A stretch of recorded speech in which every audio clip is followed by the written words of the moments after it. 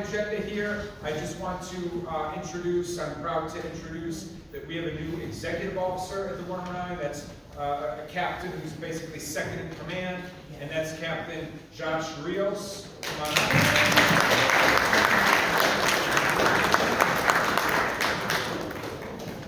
Hello everyone, Captain Joshua Rios, the Executive Officer of the Precinct.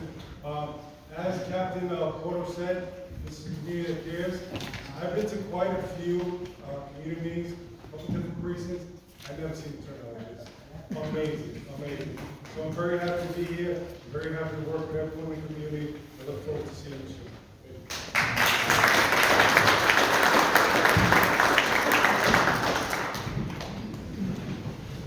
All right, so first thing I want to talk about really quick is to go over 2024. I know I briefly did in January, but all the numbers weren't finalized yet. And then February, we had the cancellation due to the weather. So the reason why, and so one, I want you to know, we have some great successes last year, but I want to first start off by saying, one, this is not a brag or a boast. We know that there's still a lot of issues, there's a lot of concerns out there, there's a lot of conditions, there's still crime out there, and so we know there's still a lot of work to do, and we plan on having an even more successful year in 2025. However, why 2024 is really a success in telling is because in the post-pandemic era, including 2020, but 2021, 2022, 2023, the 109 precinct is probably the top precinct that was impacted the most of the pandemic. Crime went up, extreme levels here. 2022 was up 60%, 2023 it was up 65%. And so due to the hard work of the men and women of the 109 precinct and all our partners in the community, our elected officials, the BIDs, the civic organizations, all of you out there, the auxiliaries, our public safety partners, right? Because of that, we made a tremendous impact in 2024, and our index crimes in 2024 compared to 2023 were down 5.8%. And that includes a 10% reduction in robberies, a 50% reduction in shootings. And by the way, for the 109, our reduction of shootings is the lowest since 2018. Burglaries were down 21%. Grand larcenies were down 7.3%.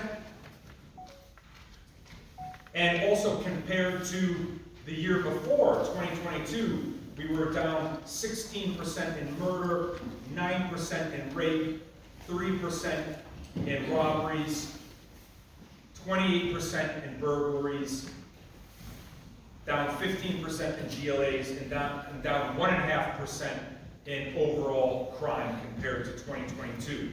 So this shows that we are heading in the right direction. We expect the crime trend is already going downward this year as well, which I'll get into in a moment. But then at the same time, our enforcement indicators were up as well. Our moving summonses, that's issuing car stop summonses, increased 8%. Our oath summonses, those are offenses for that are handled in the jurisdiction of the trials. It's like a civil summons, is up 66%. Our motorbike confiscation is up nearly 5%. And like I said before, our enforcement on vending, which everybody knows is a big issue in downtown Flushing, is up 139% in oath summonses, up 154% in criminal court summonses, and our property confiscation is up 42%.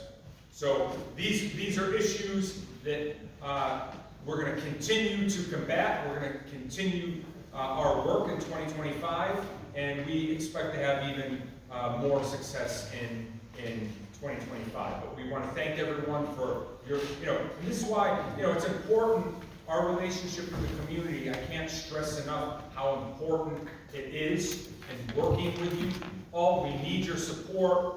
We need your cooperation.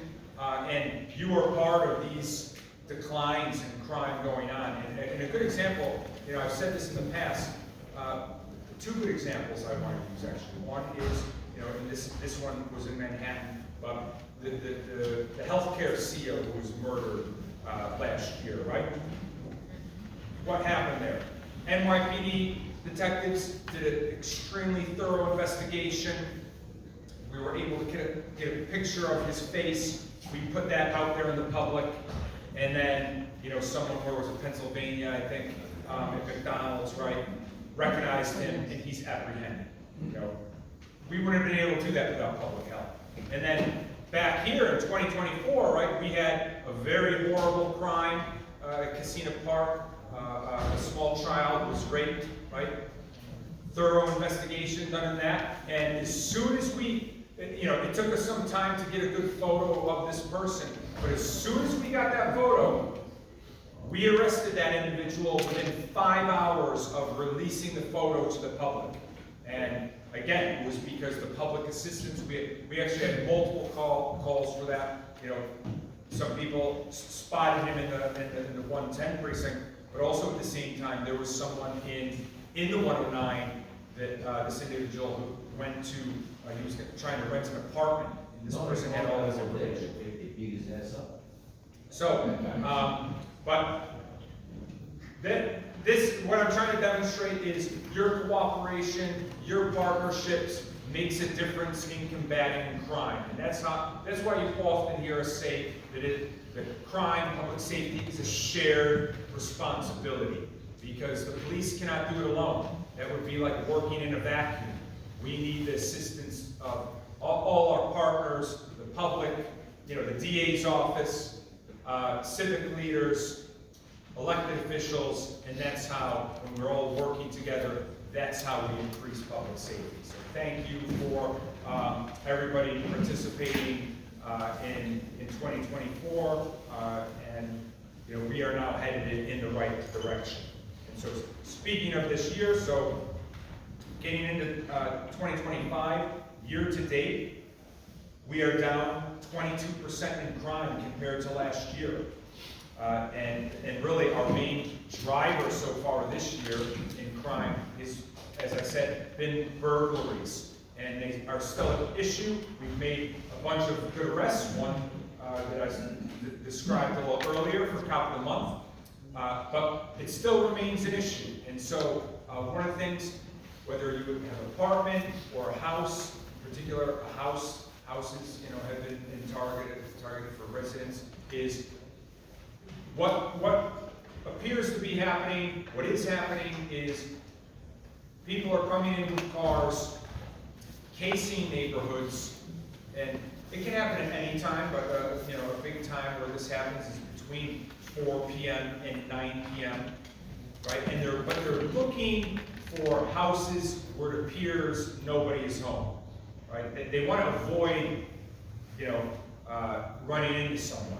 So they're going down the streets looking for, okay, that house is dark, there's no lights on, there's no car in the driveway, and then that's the house they're going to target. So one of the best crime prevention tips we can give you to combat this is, if you are not home, you should make your house look like someone is home. Whether you leave a light on in, say, the living room, or those motion lights do help. Alarms help, right? If an alarm is triggered and there's a screaming alarm, they're gonna get out of there. They're not gonna stay. So having an alarm system, and one that you can hear too. The silent alarm is good, but if you have a loud noise alarm that's ringing out, they're not gonna stay. They're gonna want to get out of there. They're gonna want to get out of there. So alarm systems, camera systems, obviously that is a huge help when we're investigating. A lot of them are masked up, but we're still we still need, you know, their description, what they're looking like, and then these doorbell cameras are a huge help, because a lot of times the doorbell cameras capture a vehicle they might be in, so then we're looking to get the plate, and so on. But then leaving lights on, having motion lights, you know, when people walk up, all those are good tips. And then, you know, we also recommend that if you see something strange, suspicious, right? Whether it's someone walking around someone's yard, maybe you see someone walking around a neighbor's yard, you don't know who that person is, you know, call 911. Or just in general, you see something suspicious, call us. We are going to come, and because burglary can be a difficult crime to catch red-handed, because you know they usually go in through the back, do their thing, and then they leave immediately. A lot of times when we get notified or a 911 call, they're already, you know, leaving the area. So that is our main driver of crime so far, and then, you know, we're continuing to deploy to combat the burglaries. We're also commercial burglaries, I should say. If you have a business, you want to secure your business as best as you can, and we can come out and do a survey. You know, John in the back here, he just did a couple. There was 2 supermarkets on Main Street that basically had merchandise in the rear of their building, and there was a fence that was really no good, and we had perpetrators start jumping the fence and stealing product. And so we went over there, we surveyed them. You know, I think some of them are putting up barbed wire, but you want to make sure that your business is secure, whether that's roll down gate with locks, if you have an open area, it's fenced in, barbed wire, this kind of thing, and we can do a walkthrough with you and talk about it if you have a business that you want to see. Yes, we can do residential walkthroughs as well. So just right in the back here, afterwards, you know, touch base with us, and we're happy to do that.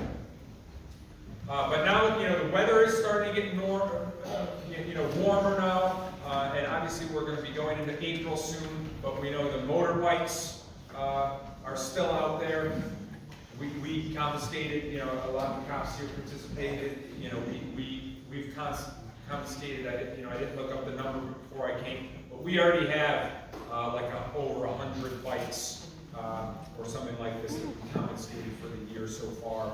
You know, it's twofold. It's, you know, one, it's a public safety hazard in terms of, you know, traffic violations, red lights and all that. But then some of these people do commit crimes on the back of bikes, whether it's robberies, shootings, or whatever. So we will continue to do enforcement on, you know, the illegal bikes, and what makes them illegal is pretty much all of these motorbikes, gas or electric, are supposed to be registered and follow all the rules, just like a regular vehicle, just like a car.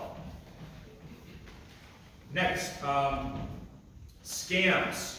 Oh, and actually, before I get into that, I left some flyers up here, and this is also getting into scams as well. But meeting people on social media apps, you know, whether you're conversing with a stranger or you're even trying to buy merchandise from, you know, they have Facebook Marketplace and these different things. We had a woman selling these 4 cute cats here, kittens, I should say. We have flyers up here so you can take some at the end. But basically, what breed is it? These are British long-haired kittens, they're called. And I think they're purebred here, and each one is worth about $3,500. And so this person put out on one of the social media sites that they're selling these kittens, and so some people came over, and, you know, it was multiple people. One was kind of distracting the seller while the others grabbed like 4 of the kittens and put them in a bag and left. So we are investigating to to bring them in justice. We do have a plate on their car, but it's currently being investigated. But if anyone knows anything about it, you know, you can call us, you know, 1-800-577-TIPS, and we'll leave this out here, you know. But that one reason I bring that up is to kind of segue into the scams. Scams are happening all the time, and so whether they're phone or in person, I can tell you, you know, somebody's calling my personal phone and I don't know the number, I don't even answer the phone because I assume it's some scam, and I recommend that to everybody. You know, I get. I'm just talking personally for a second. I keep getting these toll scam text messages where it says like I'm not paying the toll and I'm going to be arrested or something like that, right? Totally ignore that stuff. If any stranger is asking you for money or threatening you that you're going to be arrested, ignore them. You know, if you really owe someone money, they'll find you, and you know, if the police are looking to arrest you, we'll find you. So you can ignore those phone calls, those texts. It's someone trying to, you know, lure you in to scam you. And then we do have in-person scams that happen, and a lot of them in the Flushing area and so on are distraction scams. And usually they target someone, either they know has some kind of money, or they see jewelry, or very often if they had just gone to the bank.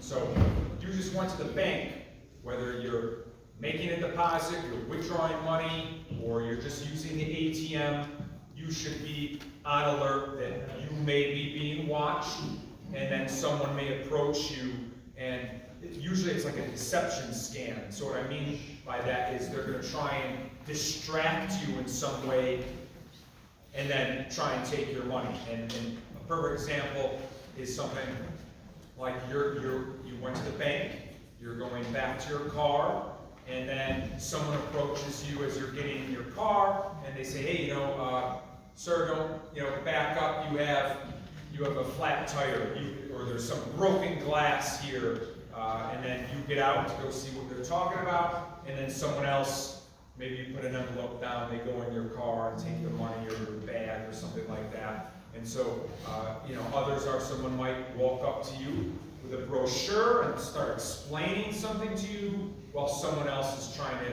dip into your purse or bag or something like this. So, you know, when you're out walking around, we advise people to be alert, be aware of your surroundings, and of course that goes double if you're coming from the bank or you have something valuable on you. If you're a business owner and you're making a deposit of money, a large sum of money, we recommend don't do it alone. Go with a group of people or something like this, because there are people out there watching and targeting people and trying to do some kind of scam. And when it comes to, you know, similar to this kitten crime that I was talking about, is WeChat. Anyone using WeChat or Red Note, Little Red Book, or something? Little Red Book, I think, right? There are definitely people targeting members of the Asian community with this currency exchange. And this is an ongoing problem. We had it, you know, different groups of people do this. We had it last year, we had it, you know, for years when I was not here, right? It's a reoccurring theme, and basically what happens is a stranger starts talking to someone saying that they want to exchange currency. Usually it's a large sum of US dollars, and conversation starts, and then at some point they agree to go to some kind of meeting location. And so basically what's happening, they set this person up to meet at a location, and then the plan is they're going to rob that person, whether it's gunpoint or using some kind of force, and to take you know, the money.